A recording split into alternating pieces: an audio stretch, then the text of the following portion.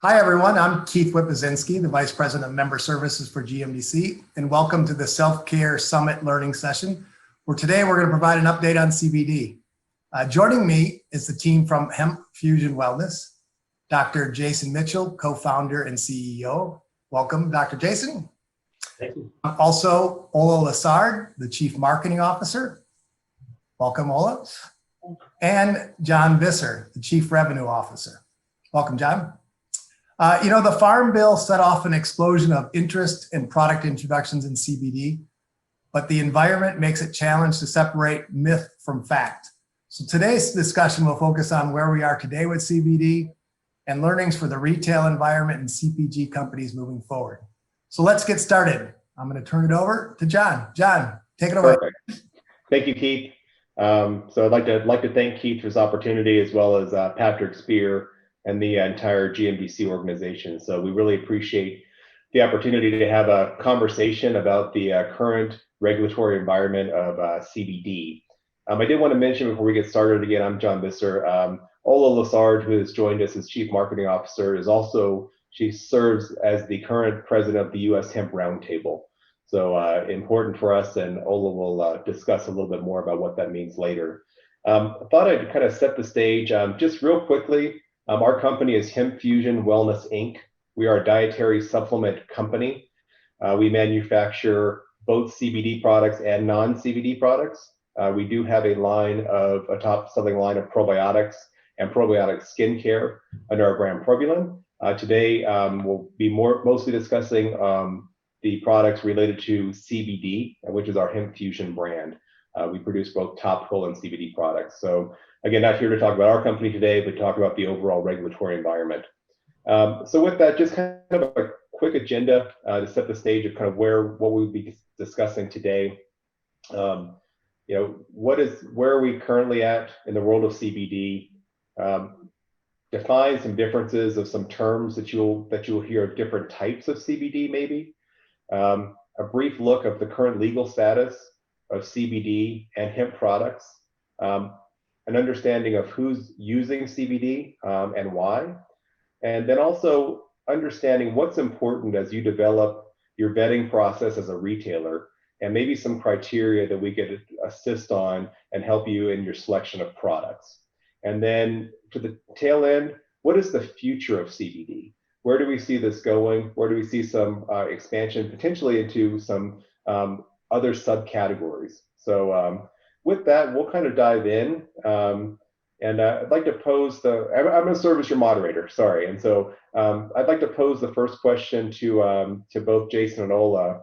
But maybe let's start today with where are we currently? Everyone that's going to watch this understands what CBD is, but where are we today? And maybe if you could give us a little more definition of what the market is like today. Yeah, sure. I can take a start. So, I think all of us know that the CBD market is confusing. There's a lot of different legislation. There's a lot of lack of clarity around what's legal, what's not. There's different types of CBD, different formats. So it is a very confusing category, and we're going to try to unravel some of that today for you all. But just starting with the fact that there are something like 3,500 different CBD brands out there. I mean, how do you know what to look for? How do you know what's safe? How do you know what's legal? We're going to go into all of that. Jason, maybe talk a little bit about, sort of some of the lack of clarity from the FDA standpoint but I think from the standpoint of both manufacturers and retailers, it's a confusing space, and we're hoping we can kind of unravel it a little today. Yeah, so when you look at this, yes, there's over 3,400 brands estimated. And I say estimated because they're popping out of the woodwork. Some are going away, some are coming, we don't know. There's a lot, and it's an estimated 25,000 different products potentially in the market right now. And that in itself can be challenging from a retailer's perspective, just because of the onslaught of how much they're going to have coming at them and not knowing what to do. But what really makes it difficult is retailers have an incredibly high interest in products that contain CBD, but a very low tolerance for risk, because I don't think they want to put the rest of their business at risk just because there might be this new category that could potentially be very financially viable, but yet it's not worth the risk sometimes. And the lack of clarity from the FDA is presenting a challenge. And what we mean by the lack of clarity is that the FDA isn't giving any clear guidance to the retail and consuming population as to what they believe or what they think the regulations say about what CBD is or isn't, and whether it's legal in a dietary supplement, whether it's legal in a cosmetic, or neither, or both, or whatever the circumstances. Now, we do know that there is a lot of activity inside the FDA. The one thing that I always like to make sure that I set as a precedence whenever we're starting to talk about legal things is that if we're hoping that the FDA is going to come out with some brand new set of rules for just this one segment, please know that that is not how the FDA works. They're trying to find out, or they're trying to figure out whether CBD fits within the guidelines that already exist. And so it's really important as we explore this conversation that we talk a lot about that. Now, label claims have been the single area for FDA as it relates to their enforcement. So they've really been going after that quite, they've been very pursuant to company, they've been pursuing companies very dramatically as it relates to what they're saying, because in conjunction with DSHEA, the Dietary Supplement Health and Education Act of 1994, it laid out a very specific rules and regulations around how you can or cannot make claims. You are not allowed to make claims that treat, mitigate, cure any disease or any type of condition. And things like references to pain and so on, that is considered a drug claim. And so they've been issuing a lot of warning letters in and around that. And there are companies taking quite a few liberties with how they're labeling their products. And it might be due to they just don't understand and they're in a space they're totally unfamiliar and don't know the regulations. I personally think that as a company, as a retailer, you should be asking them, do you understand the regulations? How are your products formatted? So I think there's a lot that we need to make sure that we stay on top of on that. But what's even more confusing is the lack of clarity from the FDA has driven the 50 states to start moving in a direction of creating their own set of rules. Like the state of Florida, the state of California, the state of Iowa, Indiana, they all have their own state of rules. Now there's some elements that overlap, but in all honesty, they're all creating their own little rules, whether it requires registration or certain labeling requirements. And as a manufacturer, I know that's complicated. And retailers that have stores or locations in multiple states, you have even an added burden of understanding how you manage the distribution of products throughout states. So we understand that, but hopefully today we'll kind of straighten and clear some of that up, hopefully, if not at least help guide how you should look at it. So let me ask you a question, Jason. So I know the states are confusing. So what have you been able to do as a leader of an organization to kind of understand what's going on with the states on a current basis? So one of the things that I always say whenever we talk to anybody is we're one of the most conservative hemp companies ever. And it has a lot to do with our roots. If you get to know us personally, you'll understand how conservative we truly are. Heck, I was an anti-cannabis person when I first started all this. So, I was not willing to even see the light, but then I apologetically put something together because how blown away I was by it so personally. But anyway, what we've done is we work together with our compliance law firm, Amin Talati Wasserman. By the way, they are the most amazing compliance law firm. They are not an advocacy law firm. Not that I have anything against advocacy law firms. They are strictly compliance. They do an amazing job at really trying to define and help you understand what the rules and regulations are and what they are not. They're very clear. People that think it's gray, it's not gray, it's black and white. I jokingly say you have to have black and white to make gray, just to be clear. So you have to have a clear guidelines in order to do that. So we've worked with them to develop a 50-state review, which means on a cyclical basis, it used to be monthly, it has now moved to quarterly. We are evaluating the ebbs and flows and changes individually by state, whether it be legislation, rules, regs, whatever it be, and the timing of when they're being implemented. For example, there is something going into play in California, January 1, and it is a labeling restriction that is linked to Prop 65 that wasn't there before. All of these different things are changing, and so we do a 50-state review, not only for our own self, but our partners, our retail partners that we begin to market with. We want to help empower them with the ability to understand what's going on. And I think also assist their legal teams. You know, we've gotten feedback from a number of the retailers, both regional and national, you know, that it's been a real strain of their legal departments to become the experts of an industry that they're not expert in. So, you know, we do want to be a resource partner to the industry. And again, we're really appreciative of GNBC for giving us this format. So with that, let's talk about definitions of CBD. So, a buyer hears terms like isolate, broad spectrum, full spectrum, and now panoramic. So can you give us shed a little light of what the difference is between those?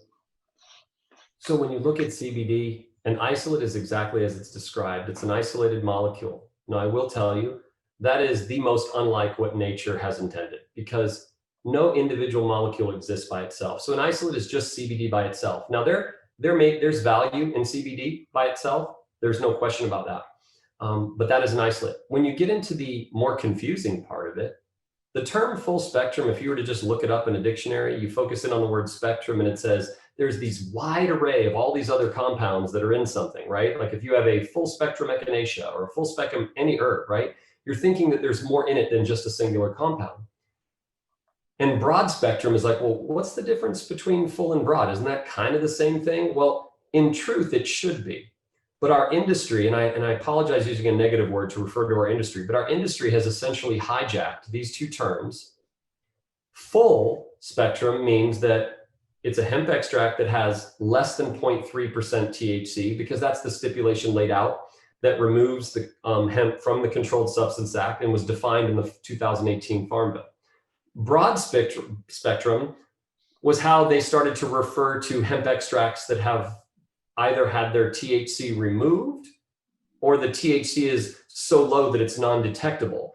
In other words, full and broad spectrum simply in our industry has come to be known as related to what the THC levels are, less than 0.3 or non-detectable. But I would urge you to understand, panoramic, and the word that we use, we call our extract a panoramic broad spectrum. Panoramic means we do include all of these other naturally occurring constituents, but that we also adhere to the broad spectrum side of things, meaning our THC is non-detectable. And so I think there's lots of research happening on other cannabinoids besides CBD. So maybe just a quick blurb on that, and then we'll move into the exciting world of regulatory. So the research that's happening with cannabis in general is actually quite astonishing. There's over 30,000 published studies. I mean, it's really quite a bit more. It's quite far along than I think what people realize. The two initial cannabinoids where most of the research was involved was on THC and CBD. And that's just because those are the two larger molecules, the most abundant in hemp or marijuana. And so it was the most exciting because they could access it, they could look at it and study it. And THC is intoxicating, so that's an interesting one just to look at anyway. But then CBD is non-intoxicating and has all these wonderful benefits. But the scientific community have identified that not only is there an amazing system inside of our body, but inside of hemp, there is the potential of identifying over 100 different cannabinoids, even more terpenes. And then there's these things called canaflavins or other flavonoids. Then there's omegas. All of these different compounds do work together. And so certain cannabinoids that are being studied right now are like CBG and CBC, as well as CBN. And they're being studied for a whole host of different things. And I will tell you, we're only scratching the surface right now. As much as I know that everybody's excited about CBD, the stories that will be told in the months and years to come will include such a broader look at this. That's why we focused in on that word panoramic, is because it's not like you're looking at this little simple myopic view. We're looking at this really wide angle view of what's really truly happening in this plant and embracing it for everything that it is. And so I will tell you, keep an eye out because other cannabinoids are coming fast and furious. So thank you for that, Jason. So now that's a little bit about where we're at today. As we dive into regulatory, I think it's important to understand where we've come from. So can we talk a little bit about how we got to where we're at today in the world of CBD and most specifically in the regulatory environment, please? Yeah, I can dig into that a little bit. So, I mean, I guess I want to just start by saying hemp as the whole plant has just such a long history in the US. There was actually a time in certain states where farmers were required to grow hemp. So hemp has been around, since the earliest part of our nation's existence and has played a really important role in US history. And there's we could do a whole nother webinar on that and we won't, but I do want to say that hemp is not a new thing in the US. It sort of was kind of cut out of the picture for a while and confused with marijuana, and now it's back. And we're talking about CBD. And as Jason said, we're going to, we're going to be looking at a lot else of what's in this hemp plant. And our company is founded on understanding that it's not just about CBD, but CBD is why we're all here today to kind of talk about. So, pre-Farm Bill, and I'm just going to go straight to the 2018 Farm Bill, which after being passed was the Agricultural Act. It was kind of a mess. I mean, CBD had become an important thing. People were talking about it. People wanted it. Could you grow it legally? Could you sell it legally? It was really confusing for both manufacturers that wanted to bring these products forward and for retailers who wanted to be able to sell them. So with the passage of the 2018 Farm Bill, it made it very clear that hemp and hemp-derived constituents, including CBD, were legal so long as there was the less than 0.3% of THC. So THC is that the compound that can get you high. And prevalent in marijuana, not so much in hemp, but there is that defined level. And it said as long as you're below that level, hemp was clearly defined as being removed from the Controlled Substances Act. A couple other big things in that law were to say that, states had the right still to make their own regulations. So that's part of what the confusion today is and the challenges today is because that's happening. But also that even if a state chose to have a regulation that was more stringent, it clarified that these products could cross state lines. So if you have a state that says, hey, we don't believe we want to make CBD legal, that's fine, but that state could not interfere with interstate commerce. So those are some of the really important provisions that were put into place with that. I also want to talk a little bit about GW Pharmaceutical and the new drug application for CBD. And that is what's kind of created a lot of the challenges that we have today. So when you have an application for a drug with a compound like CBD, if that compound was not being marketed as a supplement prior to that, it all of a sudden kind of goes into this weird area where it's like, okay, now it can't be a supplement until there's clarification. And that's the challenge that we're facing right now, is that GW Pharmaceuticals, a company out of England, put in a new drug application for CBD as an isolated molecule. So that's important to understand, where we are not that. Many of these products, as Jason just pointed out. So now CBD fell into this gray area where technically it's not supposed to be a supplement, and yet there's this huge amount of demand for this product as a supplement, particularly when you're looking at these broad and full spectrum products. So that's a little bit of what's caused where we are today. And I think that's really, now we're kind of in a new zone after the Farm Bill. I'll let Jason maybe dig into a little bit what's happened since the Farm Bill, and kind of then we can kind of go into like, where are we now? How are we trying to resolve this as an industry? Right, Nola, that was awesome, because given the history is so key. I mean, most people don't even realize the original forms of rope that people used, cowboys used, they used them on ranches, were made out of hemp. And so we forget, even, I have an 1894 apothecary bottle up on my shelf up here that says Eli Lilly, Cannabis Indica. It's from 1894. Hemp and marijuana and cannabis have been around for quite some time. So I absolutely love that you touched on that. Can I throw in a fun fact here? I believe the Constitution is written on hemp paper. Nice. So that's where we're at. That's how important this is to our nation's history. I think I read in a book too that George Washington was actually a hemp farmer too. Almost everybody. Now, I can't verify that fact. So if we're going to go PolitiFact on that, I'm not sure I can verify that. I read it in a book called The Emperor Wears No Clothes. And so it was really kind of an interesting fun fact. And I was like, that's great. Yeah. Anyway, so when you talk about the GW Pharma thing, that's a really important area. The drug application was issued, the new drug application was issued in 2017. But what most people don't realize, before the drug application is ever issued, there is what's called an IND that's filed, an investigative new drug, meaning this is where they draw the line in the sand and say, we are investigating this compound as a drug.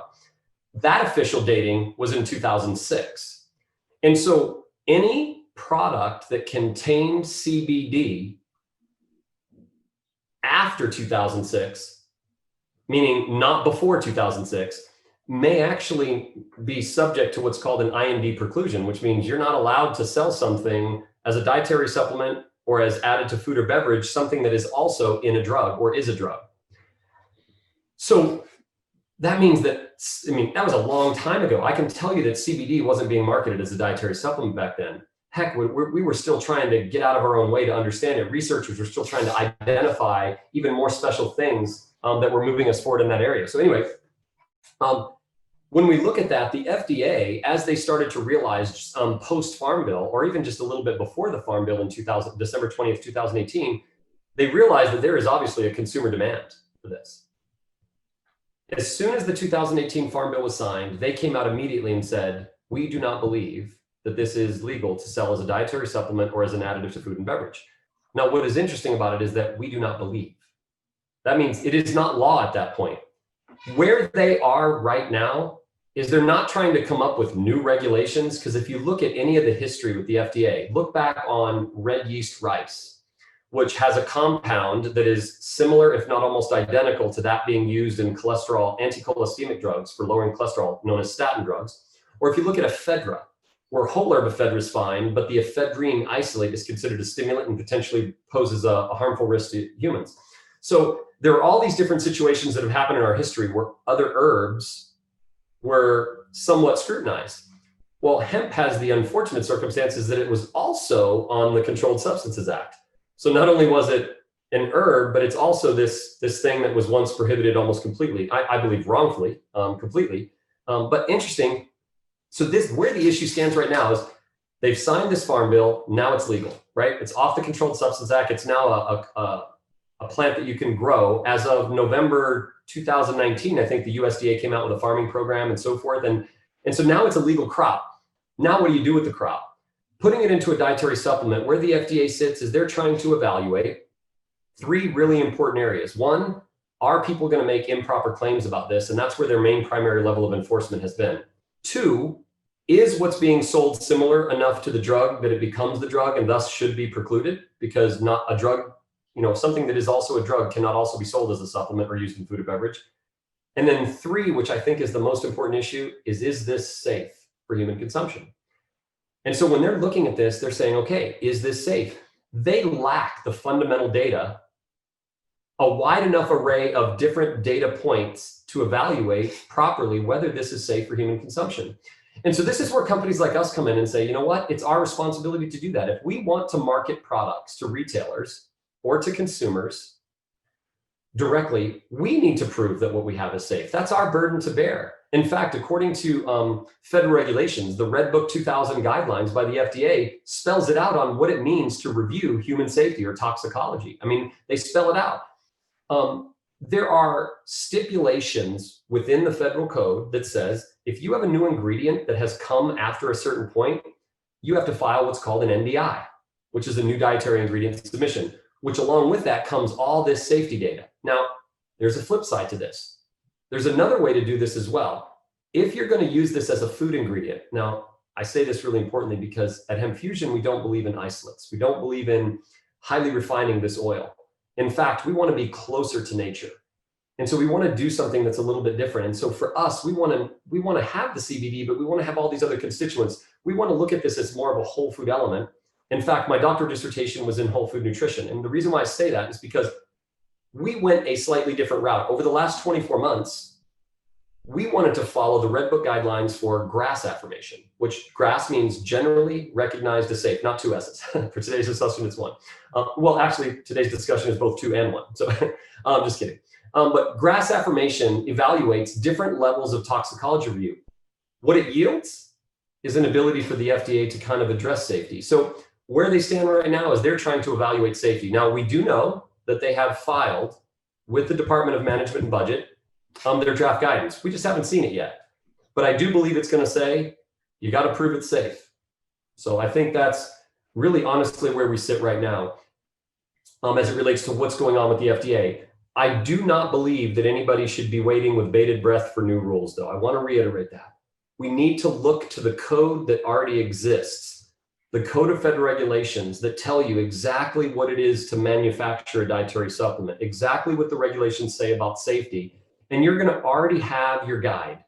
Because if you can endeavor to participate producing the right safety data, whether it be through an NDI submission or a GRAS affirmation process, you are going to have the base level importance of what the FDA is going to require anyway. Now, to my knowledge, Other than us, there's only 2 other companies that have actually completed their toxicology data that leads them to a self-GRAS affirmation. So we're one of only 3 companies that have done it right now. I want to encourage other companies, please do this. Retailers, demand that your brands do this, because it's good for you, it's good for the industry, and it's also good, most importantly, for the consumers and their safety. Perfect. Thank you, Jason. I think there's also been some recent DEA activity. So Yeah. can you talk, or Ola, can you talk a little bit about the DEA difference between the FDA and kind of what the DEA's kind of open position today is? Yeah. Do you want to talk about that, Jason? Do you want to, or? Yeah, I mean, I certainly can. And I don't, all the legal stuff, I always get the legal stuff. They lob that to me. I guess that's my background and my burden to bear. The DEA recently put into play, or at least, fundamentally put it out in the public domain. It's important to mention the Drug Enforcement Agency, they are enforcers, not lawmakers. Okay. And that's an important stipulation. They only enforce the law. Now they have a right to kind of interpret it in their own way. And what I'm about to mention, I believe they might be a little off base on how they're interpreting this, but that's just my perspective. I do respect them. I hope and encourage, if a DEA agent is watching or listening, that they reconsider their position here, because I think it's wrong. But the fact is, they are not lawmakers. They are simply law enforcers. So what they've said is they issued what is called their work in progress hemp extract final ruling. Now that means, as you're taking a raw hemp plant, the biomass, and you're putting it through an extraction process, you're removing it from that fiber, that wax, that cake, and you're pulling out of it an oil, a crude oil. And what they're saying is that while that plant may be less than 0.3% THC, at any point during the work in progress, as you're creating that finished oil, if the THC level rises above 0.3%, it's no longer subject to the Farm Bill, that it should be subject to the Controlled Substances Act. I think that's an honest overreach in authority, in my humble opinion, because if you were to look at this from an industry perspective, the FDA already has published on their site, the FDA.gov, you can go there and find this information as it relates to how they view THC. They look at, and there's an area of conversation related to contaminants, things that might be contaminating a supplement or a food or beverage that you take. And they have rules around contaminants that pose a potential risk to human health, right? So they look at things like mercury, lead, cadmium, arsenic, and so many other things, microbiologic safety like salmonella and things of that nature. They look at all these things, and these are considered contaminants. And why that's important is because any one of these things, if taken in too high a level, or in any level in some cases, could pose a human health risk. They have included THC into the discussion around contaminants. Now, this is an important thing. If they've included it as a contaminant, well then, by virtue of the manufacturing process, you should have a right as a manufacturer to remove and denature the contaminant. And not to sell it, but to simply remove it by virtue of the process. I'll give you an example where this is obviously very much the case in our industry. Fish oil. They use molecular or steam distillation or even CO2 extraction to purify the oil, to remove what might be in higher level concentrations, things like mercury or PCBs or dioxins. So they have an ability to remove these components. It would be no different in hemp to remove any just microscopic level of THC that would be there. You should have a right to do it. Now, I will tell you what we've done at Hemp Fusion, though. At Hemp Fusion, it is important to note that we've seen this coming for many years, and that at no time in our process is our process ever yield a THC level greater than 0.3. That's important because we kind of saw this coming as a potential issue, and a lot of the lawyers have too. But regardless of that, companies that are doing the right thing should have the right to contain that contaminant, as the FDA has deemed it, and denature it and remove it and use it as a waste. So anyway, I think there's more to come on that. I do believe there's enough of the industry that's fighting back right now that might actually yield a better outcome than where it is right now. I wouldn't say this is something to worry about. It's just something to pay attention to on what the next statements are going to be made. But there's an open comment period. So if you have comments, by all means, by the 20th of October, make your comments. And hopefully some of the information I've shared can help guide those comments. So thank you, Jason. Yeah. Ola, do you want to touch briefly on HR 8179? Yeah, So sure. So, this is a great segue because, we have a lot going on. And as we said, there's just all this confusion, and the lack of clarity from the FDA is really what's driving a lot of this confusion at the retail level for manufacturers and for consumers. And so, I think everybody's looked at this, and the FDA on down. And again, to Jason's point, the FDA's job is to be concerned with safety. That's their job. And that we want that, right? So, but this has gone on for a very long time. And because we don't have clarity from the FDA, it has created an environment where sort of bad actors in the industries can thrive. So if you don't have clarity on like, this is how much, CBD can be in a supplement versus a drug, this, or however we're going to, look at this, however we're going to set the limitations around supplements with CBD, when you don't have that, it becomes a little bit more of a free for all. We talked about how states are making their own regulations. That's creating challenges. A lot of that is because there's been a void of clarity from the federal level. Typically speaking, most states are going to fall in line with what the federal line is if they feel it's comfortable, but that's not been there. So we've had a number of times, frankly, over the last few years where, there's sort of been a promise like, yep, we're on it. We know that we need to do this. We know consumers are out there buying CBD. We know that when we're not clear on this, it allows companies that aren't as up and up to thrive in some cases. So those of us in the industry that, we're asking for this clarity from the FDA. It's really important to the industry, and it's important to the safety of consumers, and it's important for retailers to know where they stand so they feel comfortable bringing these products and being able to sell them. So to that point, there is a piece of legislation that is winding its way along right now. It's HR 8179. It was introduced as bipartisan legislation by Representative Schrader from Oregon and Griffith from Virginia. As of today, I think the latest count, well, actually last night was, 16 co-sponsors. It's fairly evenly divided between Republicans and Democrats, which, as we all know, doesn't happen at all on anything these days. So, I think that's a great signal as to how, just across the board, this isn't a partisan issue. Everybody recognizes how important this is, a piece of legislation, and how not having clarity is crippling retailers and confusing consumers and making it hard for manufacturers and even farmers to thrive. So basically what this piece of legislation does, it's very simple, very short. It's like a page and a half. It basically says, listen, upon the enactment of this piece of legislation, when this is passed, you got 90 days, FDA, provide clarity on how exactly CBD can or cannot be a supplement. So it basically says CBD needs to be allowed as a supplement. You guys got to just put down the words so that everybody understands it and it's clear to everyone.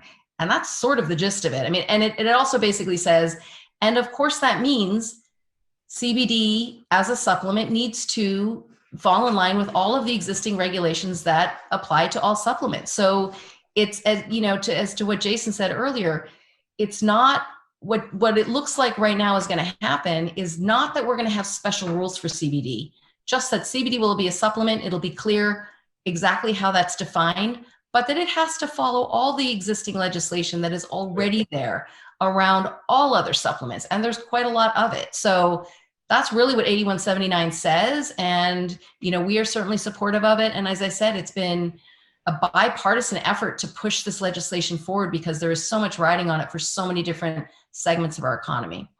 And it's better for the industry if there is a federal stance. Yeah. Opinions are like eyes and ears. We all have them, but we don't see things or hear things the same way. So, and when you leave it up to the states to decide, confusion ensues. And it doesn't create anything good for the consumer, and it certainly makes it very difficult for business. So that legislative piece, I think, is going to be the nice prompt. If the FDA doesn't speak, this will force them to, which I think needs to happen. It's like silence is enough. We need to just get some clarity. Agree. Perfect. Well, thank you both, Jason and Ola, for that. I think we'll kind of start wrapping this up a little bit and soften things down from the world of regulatory. But just real quickly, more back targeted towards the consumer and not the regulatory environment. Why are people looking at CBD today? So if you were to look at some of the research that's out there as it relates to consumer research, just checking them out, seeing what people are saying, what they're asking. If they were asking consumers, why are you even interested in products that contain CBD? What is driving you to them? The number one reason clearly is pain. Now, the problem with that word is that it is a drug word. That is a word reserved and used only to refer to drugs, meaning analgesic claims and so on. So there are no products unless they are also drugs. Are you allowed to use the word pain? The other two areas that are really important are things like stress or sleep. Now, I can tell you that you are allowed, from a marketing standpoint, it's hard because the words that go along with stress and sleep could be insomnia and anxiety. Those are disease states. Those are not something that you can do. Those they're promising a customer something that they may not themselves be able to deliver and not have any research to substantiate whether they could or couldn't. And they haven't gone through the process to be a drug anyway. So they don't have the right to treat. So it's really important when you see these words, if you see a company in their literature, their marketing, anything like that, that says anxiety or insomnia or whatever other words they want to do that's in the medical community, run. That is the wrong company. They don't have things properly vetted when it comes to a regulatory perspective. Now, there is, however, a way to market products as it relates to the structure and function of how your body works. And so when we look at the reasons why people are buying it for pain, well, that's a drug claim. So you're going to have to reserve that for the OTC process, meaning an over-the-counter drug listing process, meaning you have a product that's gone through the proper validation. It is listed with the NIH.gov and has an NDC or a national drug code number. And if it has these things, then you may, and I use the word may because it depends on the formulation, have the ability to use the word pain or eczema or acne or any of those things. So that's really important. But when it comes to sleep or stress, as long as you are following the DSHEA guidelines on how to properly lay out structure and function support, then you should be able to do this correctly. But any company doing that should be able to have the proper backup. But the main reasons, pain, sleep, and stress, those are the three primary reasons. Now, there are some expansions, pets and energy. Heck, there's several different areas where I think people are looking, but definitely pets seem to be a really important move forward. Now, I got to be completely frank with you. Us as a company, if we're going to get involved in pets, we're going to go to an outside third-party organization because I'm a board-certified naturopathic doctor. I've been trained for humans. I don't have veterinary science figured out other than my new puppy pees all over my house. So, I know I haven't figured that one out yet, but we go to an outside third-party organization, which is the National Animal Supplement Council, for advice on how you properly certify your products. And as retailers, you should be asking for third-party verification here that people are doing what's right, not only by humans, but by pets. Because I love my dogs. I don't want to give them anything that would hurt them or potentially be wrong for them. So, yeah. Perfect. Thank you for that. And just kind of quickly, let's touch on what's important in a retailer's vetting process, and maybe if you could focus on what's important on the ingestible front, and also what's important on the topical front. Okay, so if I were a retailer and I were a buyer, the things that I would probably demand, or what I would hope buyers want to ask, or at least guide them to, so that you can minimize your risk exponentially, knowing that you're partnering with the correct companies. There are some basic things. First off, you got to look at the claims. Do the claims measure up? Are they proper? Are they properly formatted? Do they have the proper structure function backup? And from an ingestible standpoint, the rule is right now with CBD, you can't make any claims about CBD specifically, other than maybe it supports the endocannabinoid system. And so I know that the FDA is really, really hairy about that right now. However, you want to make absolutely sure the claims are solid. Now, I really honestly believe that retailers should be asking for proof that the products are safe. I think it's a responsibility that we have to the consumer, and that you should be asking for toxicology data. You should be asking for safety data.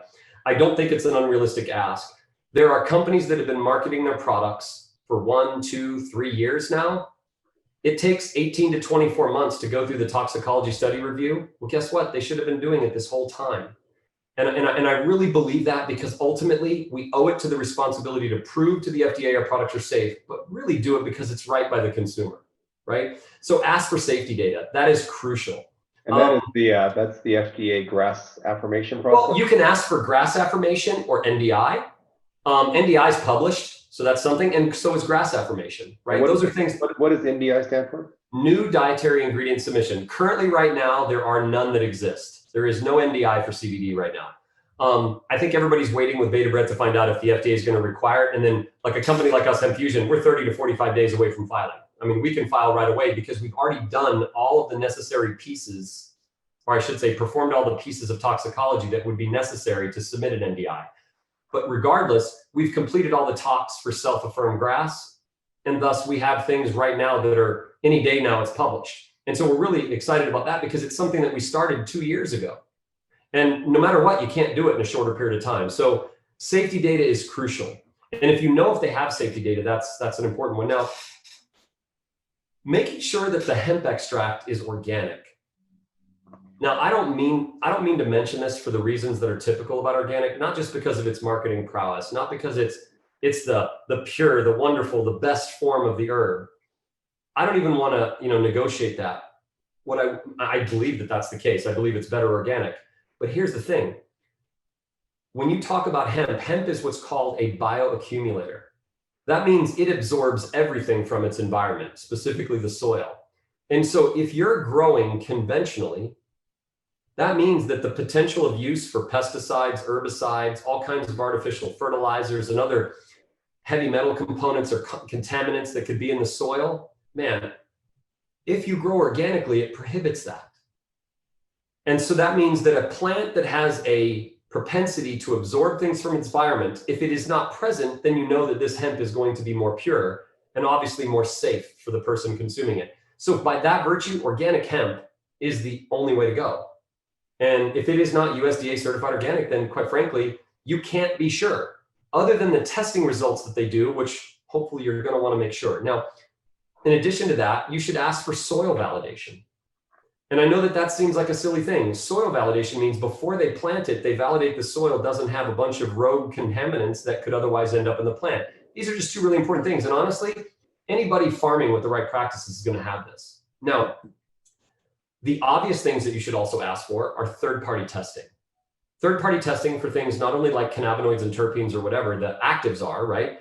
But what about things like residual solvents, pesticides, herbicides, heavy metals, microbiologic contaminants?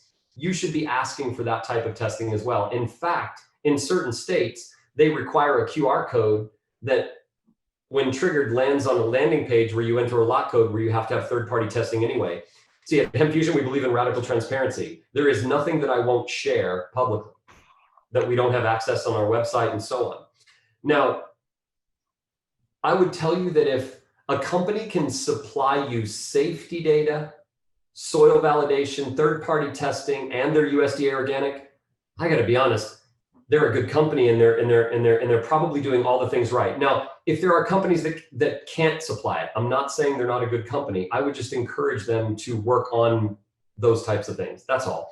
Now, when it comes to topicals are a little bit different. The claim language is also important. According to the Food and Drug Cosmetic Act, you can't make any claims other than like moisturize or beautifying or things like that. You can't do it. But on an OTC, something that's listed as a drug on the NIH.gov and has an NDC number, you can, because now it's a drug. But even with topicals, the FDA last year in November, December made a comment saying, hey, we're not clear on safety, not even for topical, we're not sure. Well, you should ask the people that are selling the products, do they have safety data on their topicals? Like for us, we've done a NOEL. We've had a no observed adverse effect level on every single one of our topicals. That means that we've reviewed the toxicological safety of the use of the products topically. It's not an unreasonable thing to ask. And on topicals especially, it's not even that hard. It doesn't take that long and it's not terribly expensive. It just takes some effort. It takes about 6 months, but it's worth it because we're doing what is good and right by not only the retailers that we partner with, but also for the consumers that use our products. So I was just going to say, Jason, I want to add one thing to what you said is when you're looking at these products, as Jason said, hemp is the bioaccumulator. And so you can have products that are not as a full product certified organic, because as you're adding in other ingredients, flavors, or other extracts, you may end up with a product that's not certified organic. But the question to ask is the hemp portion, because again, not necessarily all of those other ingredients have the issues of being a bioaccumulator. So it's the growing of the hemp portion that becomes really critical from that bioaccumulation standpoint. So I just think I mean, we have some products that are USDA certified organic as a product and some that aren't because they contain other ingredients that perhaps were not available as USDA certified organic. So it may bump the product down. And that's the case for other companies too. So I just think it's something really critical to understand. It's because of what hemp does and how it can suck all this stuff up out of the soil and water that it really becomes critical that it's grown organically. Just let me say something real quick, Ola, just real quick. You're 100% right. We use only organic hemp. And I was not suggesting that products have to be the finished product has to be certified organic, but that the hemp, great point. I'm glad you brought that up because I don't want to automatically like assume that just because it's not a USDA organic certified product that as long as it's organic hemp, that's the important one. So yeah, and great something point. you can ask that manufacturer about, and all of us should be able to provide that proof to you as a retailer. And the other thing, just as a great quick signal to look for again, also I think is the U.S. Hemp Authority certification on products. So U.S. Hemp Authority was formed to basically raise the standards of manufacturing and quality assurance for hemp-related products. And so companies have to go through a third-party auditing process to ensure that, everything from their source to whoever's putting it in the bottle, meets strict criteria for safety and CGMP. So that's another, it's that you may have seen it. It's usually an orange or sometimes it's a white or black logo with a big H in it. It's U.S. Hemp Authority. And that if a product has that on it, and you can always double check because there are some people that are using the seal without actually having gone through the process. You can always go to their website and they have a list of all the companies that have gone through that certification process. And it is another good sort of check and balance to be like, if they haven't bothered to go through this, why haven't they? If they're manufacturing and sourcing their materials and, and ingredients appropriately, they should be really excited to go get that seal on their product. So that's just another really easy way to kind of double check on some of the things you're looking at. And the U.S. Hemp Authority also assures that they're following the manufacturing guidelines, like the simplest of things like GMPs. Yeah. And that they're manufactured in a properly audited facility. These are things important as opposed to being made on the counter in your kitchen, right? Like, I mean, believe it or not, that's still happening and it shouldn't because there's no controls there. So great point. Yeah. U.S. Hemp Authority certified. We're proudly certified with them. So. Well, I'd like to thank both of you for all of your information today. With that, we'll wrap up our session. Like to thank our retail partners for their interest in the subject, and again, GNBC for the opportunity to present today. Thank you very much. Thanks for having us. Thanks, everybody. John, Ola, Dr. Mitchell. It's been a great discussion today on CBD, and I know there's a lot more we could discuss in such a short period of time. But it just shows to you, I think, the Hemp Fusion Wellness Inc. team is directly involved not only in the industry of CBD and what we're talking about today, but the support of the industry overall. Whether it's from Ola, she serves as president of the U.S. Hemp Roundtable. John's a member of the GMBC Health Beauty Wellness Advisory Council. Dr. Mitchell, can't say enough to thank you and the whole team for your support of the industry and GMBC. Oh, it's our pleasure. We love it. So thank you for having us. Thank you. Terrific. Keith. And we wish everybody, if you have any questions, I know the team here would be welcome to discuss any of this information with you. Otherwise, look forward to more great business as we move forward in CBD. And I wish everybody a great day. Thanks, everybody. Thanks, John. Have a great day, everyone. Yeah.